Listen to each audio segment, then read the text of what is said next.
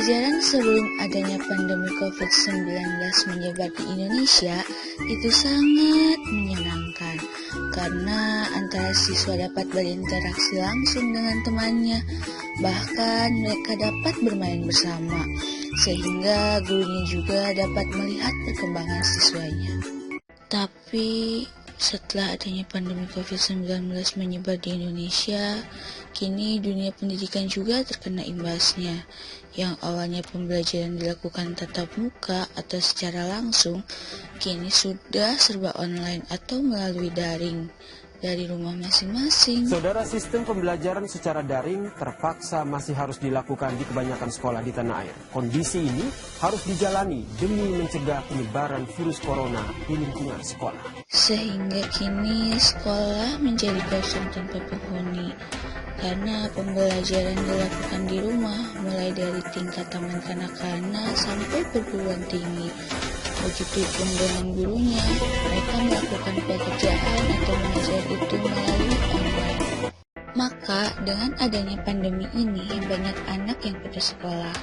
Yang pertama karena nunggak SPP, bahkan kecanduan dengan game online karena sering berinteraksi dengan handphone.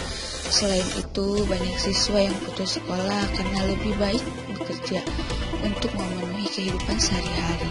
Oleh karena itu, banyak para orang tua untuk menunda memasukkan anaknya ke sekolah.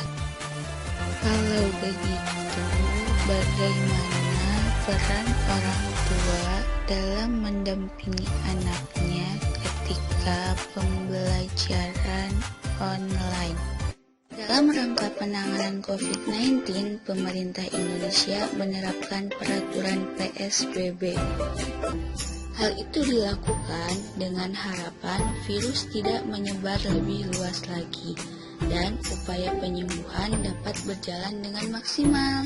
Nah, dalam usaha pembatasan sosial ini, pemerintah Indonesia juga telah membatasi kegiatan di luar rumah, seperti kegiatan pendidikan yang telah dilakukan melalui online. Sehingga dengan adanya pembelajaran online ini, anak menjadi kurang aktif.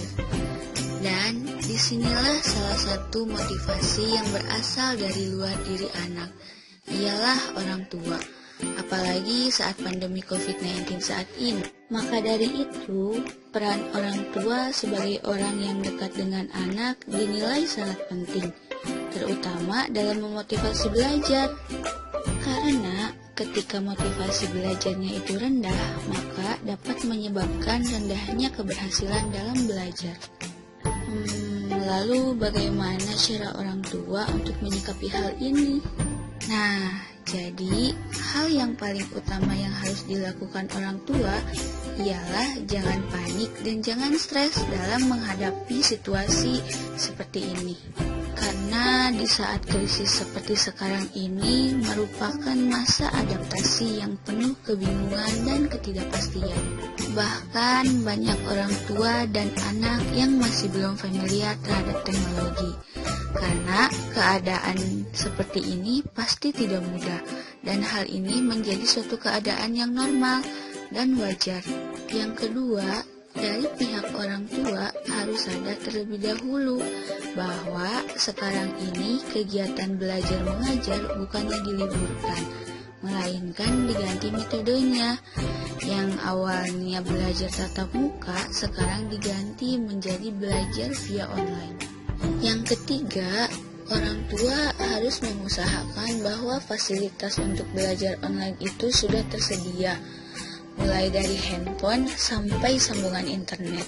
Apabila kondisi orang tua tetap tidak bisa menyediakan fasilitas untuk belajar online, maka dapat dilakukan alternatif lain, seperti meminjam handphone kepada kerabat dekat, ataupun bisa mengkomunikasikannya dengan pihak sekolah. Selanjutnya, orang tua mengontrol jadwal kegiatan belajar anaknya. Yang kelima, di saat pembelajaran online sudah membosankan bagi anak, maka orang tua dapat menyelinginya dengan kegiatan lain, seperti mengajak berkebun, mengajak masak bersama, atau bersih-bersih rumah. karena kegiatan tersebut juga dapat melatih skill anak. Dan yang terakhir, orang tua dapat memberikan penghargaan saat anak telah menyelesaikan tugasnya. Karena dengan adanya pemberian penghargaan sekecil apapun terhadap anak, maka akan membuat mereka untuk terus menekuni aktivitasnya di saat pandemi ini.